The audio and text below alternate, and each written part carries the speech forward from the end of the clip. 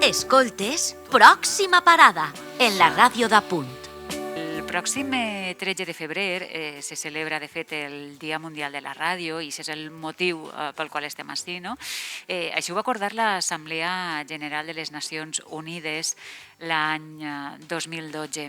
Així que enguany es festeja el seu 10è aniversari. I per què aquesta data? Perquè un 13 de febrer de 1946 es va inaugurar la ràdio de l'Organització de les Nacions Unides. Des de les oficines de l'ONU a Nova York es va fer la transmissió i el primer missatge va ser: "Esta és l'ONU cridant totes les persones del món". Bueno, no sé si ho van fer així, però ho farien en anglès segurament i potser, no sé, amb més solemnitat, no sé. La ràdio és un mitjà de comunicació interactiu, és àgil, és viu, té molta màgia, que els hem de dir, no? I també, sobretot, dona veu a la diversitat. Transmet confiança, ens acompanya en la soledat, ens informa, ens entreté i arriba a qualsevol racó del planeta. I conscient de la seva importància, el Consell Valencià de Cultura ha posat la mirada i l'escolta en la ràdio, amb especial atenció en la tasca que desenvolupen a Punt Ràdio i la xarxa d'emissores municipals valencianes en la difusió de la nostra llengua i la normalització de l'espai radiofònic.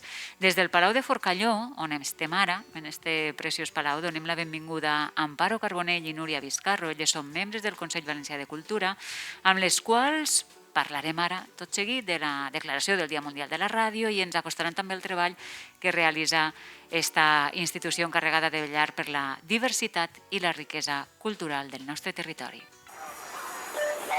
Pròxima parada, Amparo Carbonell i Núria Vizcarro. Com feu per acomplir la missió que vos han encomanat? Ens organitzem per comissions, però sobretot és l'objectiu o l'esperit de la institució i es crea és precisament per això, per poder ajuntar a gent anava a dir, en un cert nom dins de l'àmbit de la cultura o en una trajectòria o que se pensa que són veus més o menys interessants i que estan destinades a entendre's entre elles i arribar al consens, independentment de les ideologies de cadascuna. Perquè pensem també molt en que la cultura és una cosa que ens uneix a totes i a tots i que des d'ahir se pot arribar a construir moltíssimes coses del nostre món. Aleshores, el nostre funcionament sol ser el que comentava Amparo. Hi ha determinats temes que potser ens interessen o qüestions que poden ser d'una certa actualitat que pensem que sí que s'han de revisar i altres que ens venen encomanades des de fora com a òrgan. Directament per a analitzar o de més. Recordem als que ens estan escoltant, que no ens veuen així presents, que conversem amb Amparo Carbonell, amb Núria Vizcarro, que són membres del Consell Valencià de Cultura, que és la institució consultiva i assessora de la Generalitat que vetlla per la defensa i la promoció dels valors lingüístics i culturals propis del País Valencià. Amparo, tu eres catedràtica de la Universitat Politècnica de València i acadèmica de la Real Acadèmia de Belles Arts de Sant Carles, entre molts altres títols i càrrecs, i va ser responsable de la posada en marxa del canal de ràdio i televisió de la UPB, del qual va ser directora des del 2000 fins al 2006. Com recordes aquella etapa? La vas viure amb il·lusió, imagina? Això va ser un regal, però un regal meravellós de tindre la possibilitat de muntar des de zero una televisió i una ràdio i en la universitat. A més, una il·lusió, va ser una època d'il·lusió de tota la gent de la universitat col·laborant, de tota la gent. Va ser un projecte fantàstic. La recordem molt de carinyo, moltíssim. Núria, en el teu cas tu eres dramaturga, actriu i directora i a més de llicenciada en biologia, com Ana Obregón. Ja ho sé. T'ho he dit perquè sabia que t'ho diuen molt i jo dic, la fem o no la fem la broma? Ja voldria Ana Obregón. I titulada superior, no ho dic per biologia, titulada superior en art dramàtic en les especialitats d'interpretació textual, direcció escènica i dramatúrgia.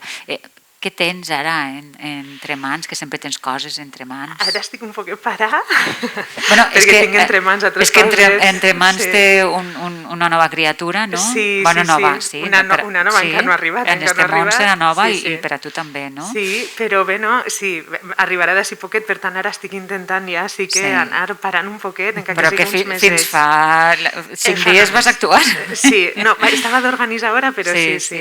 L'últim que hem fet ha sigut l'última fira de teatre breu que fem la Ravalera a Castelló, que ho vam fer al Palau de la Festa, crec que va anar molt bé, a tot el món li va agradar molt. Ara veurem, l'espia Juan va estar i diu que sí, que li va agradar.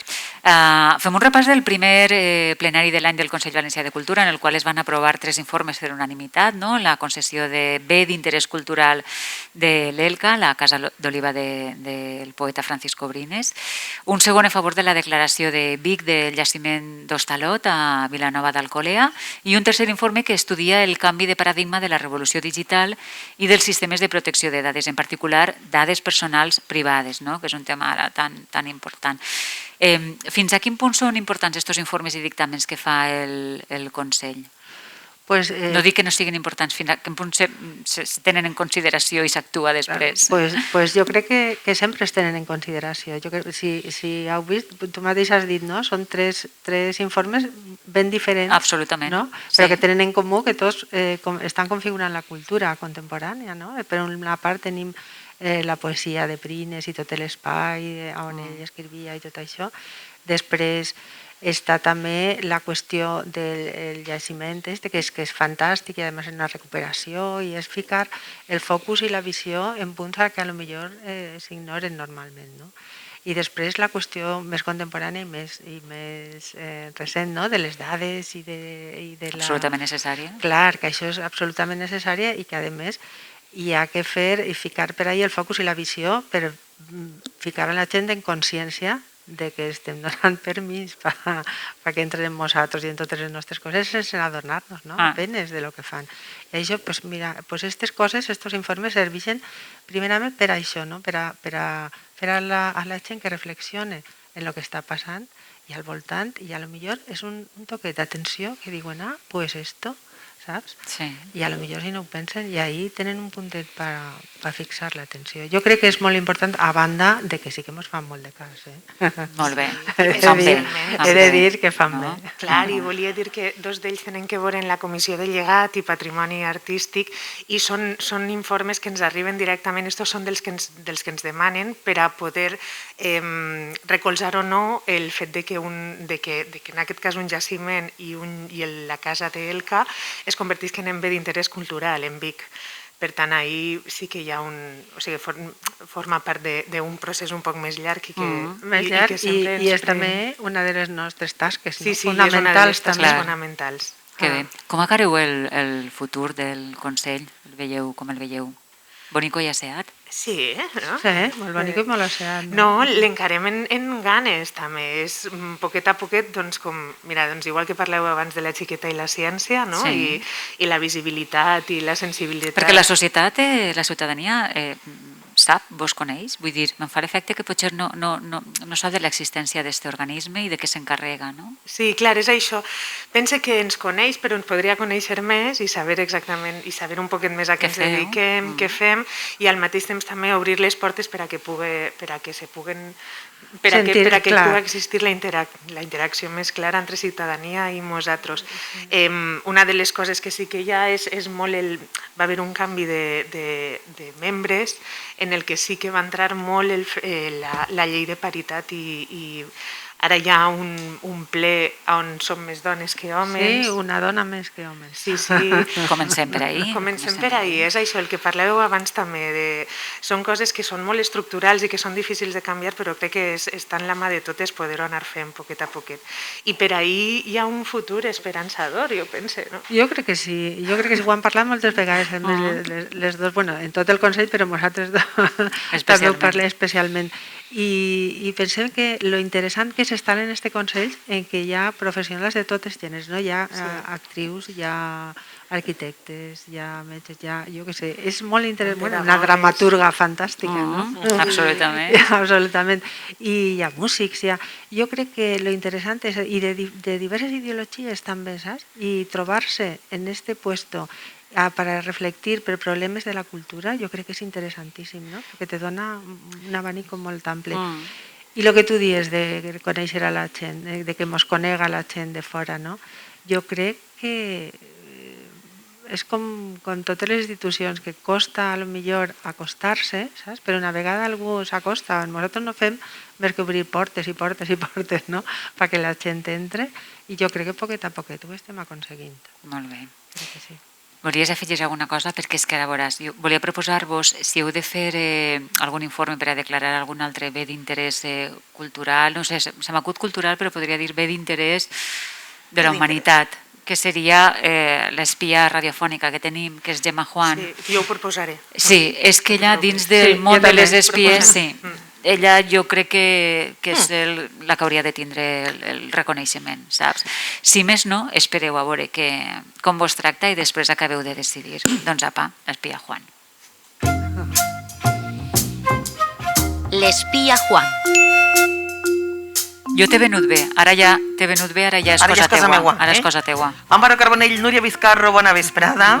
Vos he fet un informe que podria efectivament ser declarat bé d'interès cultural i estic quasi segura que l'aprovareu per unanimitat. Jo soc de l'optimisme, Tu eres de l'optimisme, l'aprovaran per unanimitat en la pròxima sessió. De la fantasia. Va, de veres, anem per feina. He investigat el Consell Valencià de Cultura per un foradet i he vist que té pàgina web. Així que, amics, oients, prenguin nota. Si voleu conèixer més la tasca d'esta institució consultiva i assessora de la Generalitat, heu de posar en el navegador les sigles cbc.gba.es. Més fàcil encara, tia Consolín. Posa en Google Consell Valencià de Cultura i hasta de seguida t'apareix el web. Així podeu informar-nos sobre la institució, els membres que la componen, l'organització, documents, publicacions, activitats i enllaços. Tota la informació en un clic. Així que apareix un anunci. Sí, no? Has vist quina mona? Tota la informació en un clic, és veritat. Pareix un anunci d'issos d'ara d'esvanir-se. Fugar-se, sí. I com les xarxes socials són una finestra al món, avisem que el Consell Valencià de Cultura està present en YouTube, Twitter i Facebook. Així que la gent jove no té cap excusa. Ahí teniu la informació. Bueno, i els de Facebook, que no sé per què diuen que són més majors. Que no són tan joves. No sé, jo perquè me mira l'espill i dic, jo estic la mar de jove, la mar de bé. Efectivament. Perquè jo soc de les de Facebook, a mi el Twitter... Hem explicat ja que està compost per 21 membres. Jo tenia posat així, concretament, 12 dones i 9 homes, i anava a tirar una traca. Això ho confirmeu vosaltres? Sí. Home, arribeu al micro. Sí.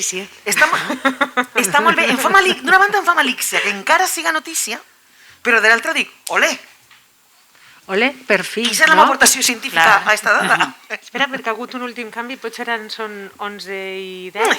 11 i 10, no? 11 i 10? Sí. Anem en compte, que s'hi van... 21, però 11 i 10. Però 12 i 9 ho heu sigut en alguna ocasió, no? Sí, fins fa no res, sí. Ha hagut fa 2 mesos. Sí. Molt bé, trencar esquemes i sostres de vidre. En aquest sentit està molt bé. Donasses les dos, un plaer haver xerrat una miqueta amb vosaltres. Gràcies per Moltíssimes estar així, gràcies. per obrir-nos les portes, sobretot. Escoltes, pròxima parada, en la ràdio d'Apunt.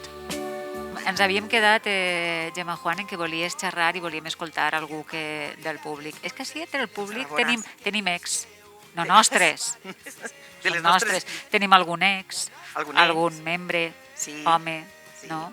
Oi, això ha sonat molt malament. Clar, estàvem parlant de dones, perdoneu, estàvem parlant de dones i ara dic algun membre, home, això no ha sonat bé, però ja m'han entès. T'han entès perquè, clar, ho has dit des del cor. Escolta, me diuen, treballaria a xerrar amb ell, que és Jesús Huguet, saps? El secretari executiu del Consell. Amic nostre. Des de 2000 diu, escritor, editor, sociolingüista i polític valencià, què vols parlar amb ell? Dic, home, i se t'oblida dir-me el més important. És de Onda. De Onda. Això mateix. Jesús, hola. Com estem? Pues molt bé i molt content de que un programa tan estimat per mi, que va ser Contertuli, una llarga temporada, hagi vingut a ma casa, a la casa de tots els valencians, però és la casa on jo me passe la major part d'hores del dia. Efectivament. Com has vist, en una frase, que ahí està la dificultat, la evolució de la societat. Hem tingut cura per no perdre la llengua, per usar-la, per normalitzar-la, per prioritzar-la, o al revés, o hem anat cap enrere? Com ho veus tu? Ahí n'hi ha dos vessants. Per una part és la vessant del desig.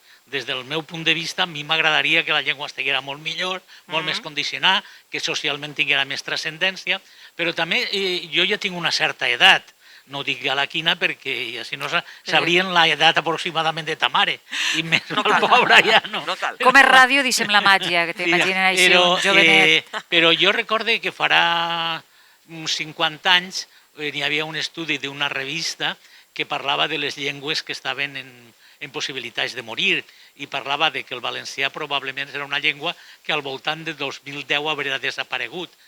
ja hem superat el 2010 i no és que no ha desaparegut, sinó que té molta potència, molta capacitat, està generant una literatura més àmplia que ha generat mai en tota la història del país i jo crec que n'hi ha un esperit. Fins i tot jo la sent sentir molt més el valencià pel carrer que el sentia abans.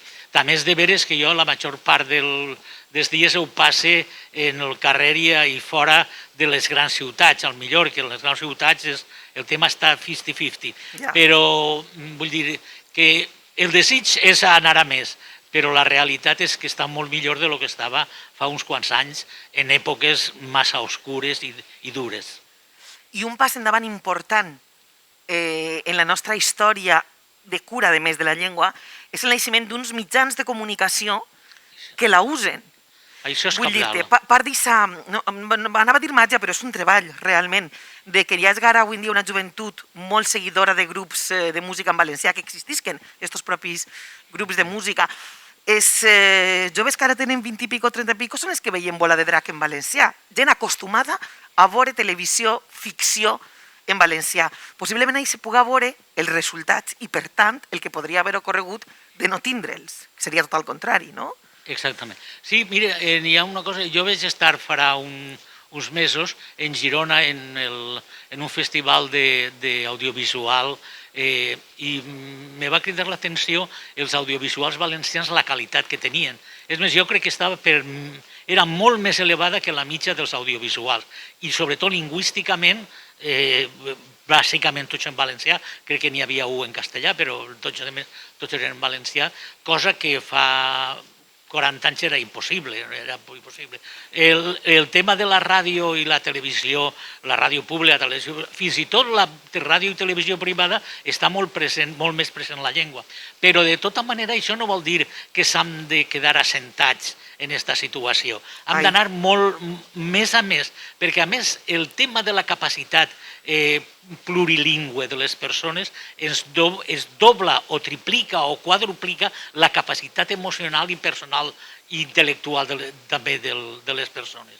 Això no és un problema que ho diga jo per haver sigut responsable de política lingüística en un moment determinat, sinó fins i tot qualsevol intel·lectual i qualsevol estudiós del tema de la capacitat intel·lectual dirà que la capacitat de manifestar-se en diverses llengües és una ampliació de la capacitat global. Per tant, aquests que diuen que, bueno, no, una llengua només i tal, aquests volen capidisminuir la capacitat de les persones. Per tant, és convenient que cada dia més el tema del valencià com a mitjà de comunicació formal, a part de personal, però formal en totes les distàncies i sobretot en les distàncies públiques, siga més ampli. Doncs en aquest sentit es treballa des del Consell. Que m'ha alegrat jo de veure a Jesús. Treballem des dels mitjans i a més avui amb l'alegria de tindre a Jesús. I saps qui està al seu costat? Anem ahí. Li passes el micròfon a Glòria. Està Glòria Marcos? La nostra Glòria? La nostra. Són el nostre Jesús i la nostra Glòria. Glòria forma part de la nostra... Ens ho apropiem tot així de seguida. Hola, Glòria, bona vesprada. Forma part de la nostra tertúlia de polítics, però és que a més ella és membre. Ella és ex. És l'ex de què parlàvem. Vaig estar quasi 8 anys al Consell Valencià de Cultura. Quins records te venen al cap quan entres per ací? Doncs mira, me ve un informe fantàstic que vàrem fer sobre els 30 anys de la llei d'ús. Ah, que bé. Se'n recordeu?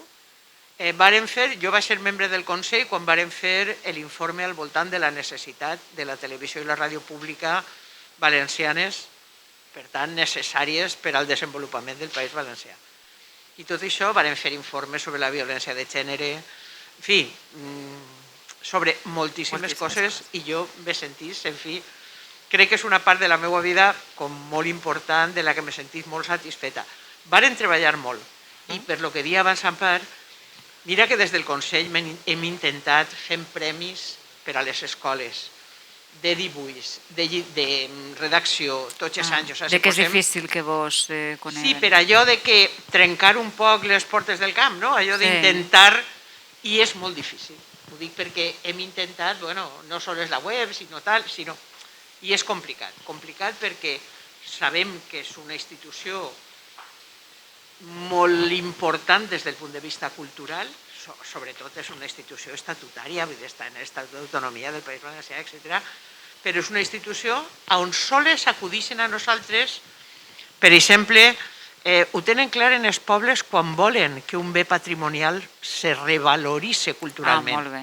I això sí, venen, igual mos dona que siga l'escaldà de la Pansa, que siga l'església de Sant Benet de no sé on. O sigui, venen a que fem l'informe per a que els declaren bé d'interès cultural perquè saben que aquests béns tenen una protecció que els salvarà possiblement de la picoleta, no? Això és important. Això sí que a vegades ens coneixen més enllà de les grans ciutats. No teniu aquesta sensació? Vull dir, d'Oriola, que venen i te diuen volem que l'ensenya d'Oriola, l'Oriol, tinga... Doncs bé, totes aquestes coses estem sempre a l'abast de fer, ho hem fet sempre, no? Però, bueno, cal aquesta capilaritat, no? I jo, de totes formes, crec que com dia Jesús, lo de la ràdio i la televisió pública, estem fent oients i estem fent defensors de la llengua i la cultura. Jo a nit me vaig quedar a sopar en casa de la meva filla i el meu net dia, 5 anys, diu, iaia, saps quin és el programa que més m'agrada? Dic, no. Diu, Terra Viva. Tu dius, mare meua. Ai, que mono. En 5 anys, t'ho jure, Que bo. I després és de la colla, li agrada la Fúmiga, li agrada el Dani Miquel, els Ramonets, és a dir, tot això... Però ho ha pogut conèixer gràcies a la ràdio i televisió pública. Claro, per això, i tot això va fent saó. Jo crec que és molt important el mantindre els mitjans de comunicació públics, i evidentment també privats, si poguera ser, que siguin capaços de fomentar la llengua i la cultura del nostre país, absolutament imprescindible. I el Consell Valencià de Cultura té molta tasca a fer, el mateix que vosaltres, no? Els treballadors i les treballadores dels mitjans de comunicació. Fer saó, quina expressió que m'agrada tant. Escolteu, que volem conèixer el Palau. Gràcies, Glòria i Jesús, un plaer veure-vos. Escoltes, pròxima parada, en la ràdio de Punt. Molt elegant, així m'ho sembla, a mi almenys. És un edifici de 2 plantes que data de mitjans del segle XIX, amb una façana roja ben visible front als murs de pedra, no? que veiem en altres construccions del Carme. I ara mateix estic en un dels punts més idíl·lics del Palau, podríem dir. És el jardí central, que s'hi troba just després del vestíbul que dona a l'entrada principal. Abans, no, com comentaves, quan hem entrat, hem pogut conèixer un dels seus habitants, una tortuga que ara també està amagada de nosaltres, que viu així al safareig central. I aquesta construcció de principis del segle XIX precisament va ser rehabilitada fa vora 20 anys, el 2000, per allotjar el Consell Valencià de Cultura. I precisament tinc el privilegi d'estar amb una de les persones que més en saben sobre aquesta seu, sobre aquest edifici, Vicent González Móstoles, ell és arquitecte i és membre del Consell Valencià de Cultura. Bona vesprada, Vicent. Hola, bona vesprada. Hola, què tal? Ens acompanya el so dels ocells, Susana, no sé si ho pots escoltar. Un grapat de cotorres. Perquè... Sí, són cotorres, sí. Perquè se ho imaginen un poc els oients, Vicent, l'edifici està en un entorn privilegiat, com dèiem, en el cor de València, enfront del convent del centre del Carme. Sí, és un lloc increïblement bonic, però i a més ple d'història, cruït d'història. Davant tenim el convent del Carme, al costat tenim el palau de l'intendent Pineda, que era el representant del rei en el regne de València. Vull dir que és un palau. Això sí que és un palau, no el nostre, que és una casa d'un burgès enriquit, però que és molt elegant, també s'ha de dir, com ha dit vostè abans. I sí, l'entorn és esplèndid, perquè a mà dreta tenim el carrer que ara es diu de Salvador Giner, que està l'antic portal nou, el pont de Sant Josep, però a mà dreta tenim la plaça dels Furs, on hi ha les Torres de Serrans. Vull dir, és un entorn idíl·lic, sí. Parlava vostè que és un palau, però realment no, se li coneix com Palau de Forcalló, però és un nom una mica fals, podríem dir, és més bé una casa senyorial? Sí, efectivament és una casa senyorial. El senyor que la va bastir, més o menys a meitat del segle XIX, va fer una casa amb una certa pretensió, però no, de cap manera és un palau en el sentit, almenys comparat amb el palau de l'intendent Pineda, no?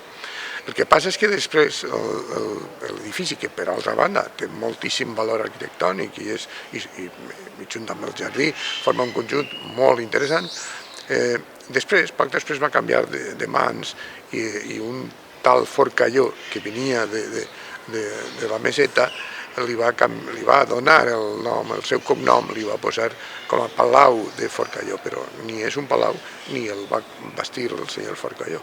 Però, en fi, això no lleva dels valors arquitectònics, que són intrínsecs.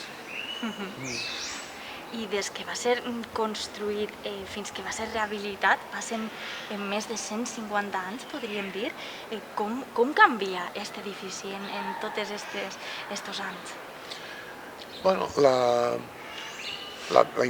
imatge que tenim ara del Palau és probablement molt semblant a la inicial, no? Tenim un edifici que és rectangular, de planta rectangular, que té una composició arquitectònica molt axial, vull dir que l'entrada està al centre de la façana, que té 2 buits a cada costat en 3 plantes i que té una sobrietat arquitectònica molt estimable. És molt característic del que coneixem com a racionalisme acadèmic o també racionalisme isabelí, que està despullant-se de la flora innecessària per arribar a una composició serena, discreta i molt elegant. En aquest sentit, aquest és un bon exemplar d'aquesta manera de concebre l'arquitectura.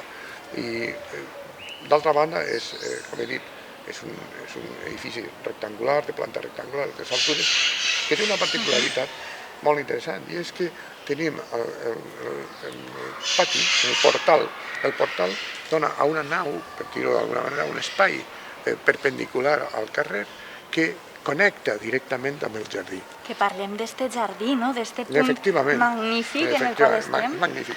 I té l'avantatge que només entrar a la casa es pot veure al final, es veu tot el jardí, perquè està perfectament alineat. L'eix del jardí està alineat amb l'eix de la construcció de l'edifici.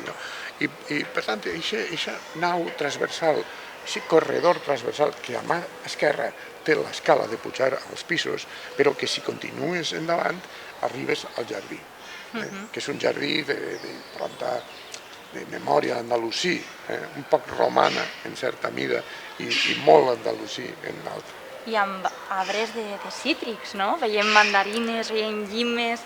Abans comentàvem que no sabíem si també hi havia pomelos fins i tot. Sí. La configuració del jardí és molt interessant perquè en l'eixir de la casa tenim un aixopluc que està fet amb unes columnetes de fossa de ferro que és una espècie de veranda per eixir a lo que és pròpiament el jardí.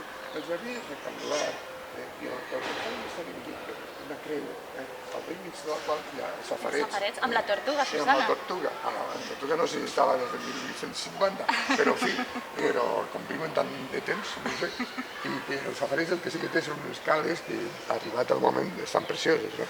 I aquesta creu divideix, produeix, diguem-ne, 4 parterres, no? I els parterres estan, diguem-ne, encerclats amb bardisses d'arbustos i en ells creixen, efectivament, no sé si són 8, crec que són 8, cítrics. Hi ha de tot, hi ha mandarines, hi ha taronja, hi ha llimona, hi ha pomelo, hi ha un poc de tot, no? I és molt característic d'aquest jardí. Escoltes Pròxima Parada, en la ràdio d'Apunt.